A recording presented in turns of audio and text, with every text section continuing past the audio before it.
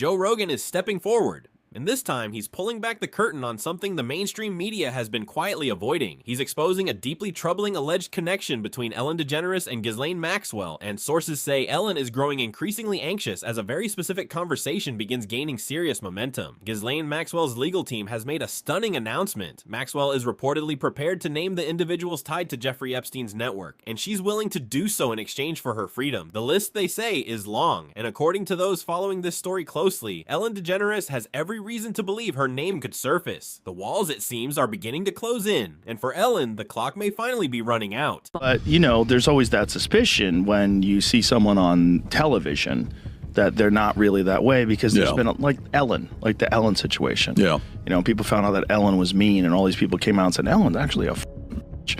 And everybody, whoa, I can't believe it. And she lost everything. She fell apart, disappeared, because people found out that this character... For years, the redacted Epstein files have cast a long, unsettling shadow, and the questions buried within them have never truly gone away. Rumors began circulating almost immediately, with whispers pointing toward powerful figures deep inside Hollywood, individuals allegedly involved in luring young, ambitious performers with promises of fame and opportunity. Yet despite the noise, the vast majority of those accusations have never been confirmed through any official or verified channel. What is known is staggering enough. Hundreds of victims were connected to the criminal networks of Jeffrey Epstein and Ghislaine Maxwell, but it's the names still hidden behind those thick black redaction lines that continue to grip the public imagination. Every newly surfaced interview, every podcast conversation, every carefully worded public statement from figures like Joe Rogan or those directly tied to the case only deepens the mystery rather than resolving it. The answers people are desperately searching for remain just out of reach, concealed, controversial, and quietly protected. And as long as those blank spaces exist on those documents, the world will keep asking the same burning question: whose names are they still refusing to show us? Her stories have changed so many times about what happens, when it happens, how it happens, with different version. Joe Rogan had people close to him working inside Ellen's production world, and what they told him painted a very different picture from the one being sold to the public. Long before any formal accusations of workplace abuse or harassment ever surfaced, Joe had already seen enough to know that Ellen's signature Be Kind brand was more performance than principle. He could feel it. The cracks were there, hidden just beneath the surface, and he quietly told those around him that it was only a matter of time before the truth forced its way out, before the carefully constructed image began to crumble. And now, watching everything unfold in real time, it's hard to argue with what he saw coming years before the rest of the world was ready to look. A lot of people saying that someone who seems so nice is not nice at all. She doesn't seem nice, but that people have a very poor judge of character. She doesn't seem nice. It seems forced.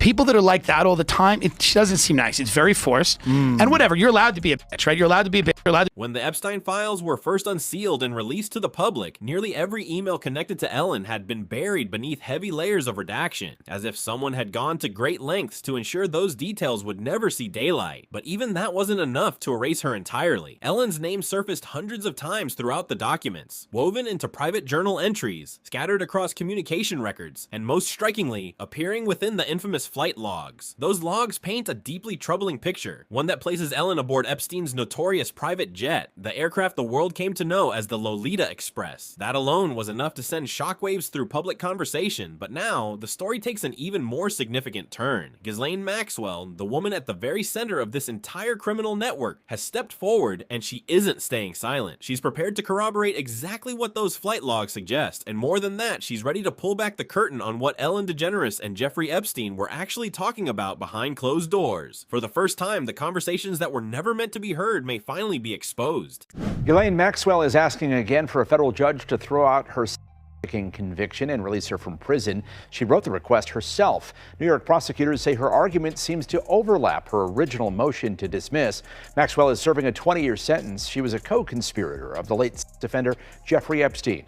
Appearing hundreds of times within the records tied to Jeffrey Epstein is not something that goes unnoticed, and for years it hasn't. Epstein moved through a world of extraordinary wealth and influence, surrounding himself with powerful figures whose connections to him have since been scrutinized from every angle. Yet the true nature of many of those relationships remains deeply contested, with more questions than answers still lingering in the public space. Among the allegations that have spread widely across online discussions and independent investigations are claims involving Ellen and suggestions that she played some role in the wider network surrounding Epstein. But it is critically important to state clearly, those allegations have never been proven in a court of law. No verified, publicly confirmed evidence has ever established that she was involved in recruiting or supplying victims in any capacity. What remains are unanswered questions, heavily redacted documents, and a public that is still searching desperately for the full truth. A truth that, for now, the official record has neither confirmed nor completely put to rest. Epstein files reveal Ellen DeGeneres as, and I'm quoting this directly from the posts, Hollywood's most prolific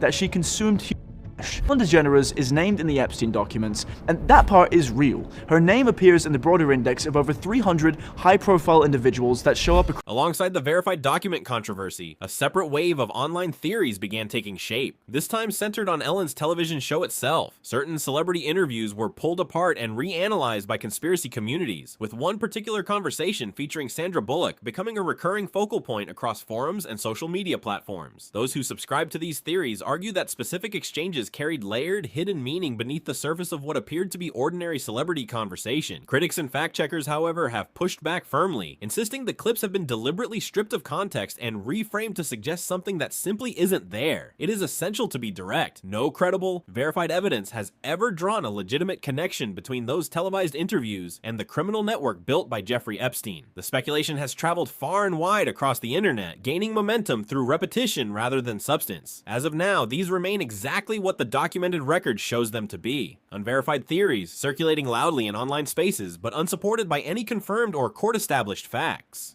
Okay, let's talk about this facial that you're obsessed with. How many, did you get the whole cast of Ocean's 8 to do Not this? everybody. Okay, good, smart ones. Just those that I thought would appreciate it. Okay, explain what it is.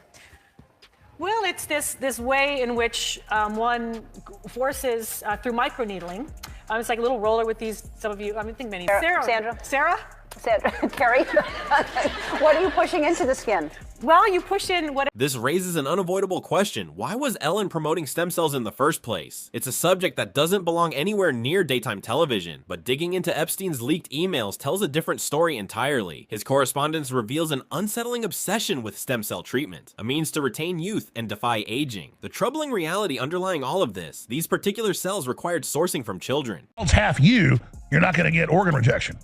That's what Epstein was actually, one of his main businesses along with Peter Nygaard. Oh yeah, it's much worse than just, 14-year-old, 15-year-old girls. They want you to just stay in that area and never get down the rabbit hole. That's the entrance to the rabbit hole. It's 14, 15-year-old girls. No, down in the rabbit hole. Down in the rabbit hole is... Joe Rogan wasn't the only voice attempting to unravel this story. Two individuals who stood closest to Ellen, people she trusted in her inner circle, made the fateful decision to come forward and expose the truth to the world. But what happened next silenced them before they could speak. The moment those Epstein documents surfaced publicly, Ellen made her announcement. She was walking away, shutting down her empire entirely. The stated reason was simple enough: escape the scrutiny, retreat from the cameras. Yet even with the show gone dark, the evidence kept surfacing. Those who possessed it, those brave enough to hold the truth, they began disappearing. Within 3 months of the Ellen Show's final episode, Anne Heche, Ellen's former partner, died under circumstances described as a freak accident. The timing was impossible to ignore. At that exact moment, Anne had been developing a documentary. Its title, The Silent Children. Its mission, to expose the architecture of a global child trafficking operation that reached far deeper than anyone realized. It was 1996, and she was the very first victim to officially report Jeffrey Epstein and Ghislaine Maxwell to the authorities. But in a pattern that would be set in the decades ahead, her complaint was ignored. They just kept it all quiet, put it in the bottom drawer. And they were so dismissive that I just felt daunted and I stopped. What do you think? Are these connections actually pointing towards something real? Or are grieving, suspicious minds stitching coincidences into a pattern that was never truly there? The line between a disturbing truth and a compelling story can be razor thin, and in a world where information moves faster than it can be verified, that line gets blurrier every single day. We want to hear where you stand. Drop your thoughts in the comments below, because on a topic this layered, this charged, and this controversial, your perspective genuinely matters. If this video made you think, made you question, or made you see things differently, hit that like button, subscribe, and tap the notification bell so you never miss what we uncover next. The rabbit hole goes deeper than you think, and we're just getting started. Thanks for watching. We'll see you in the next one.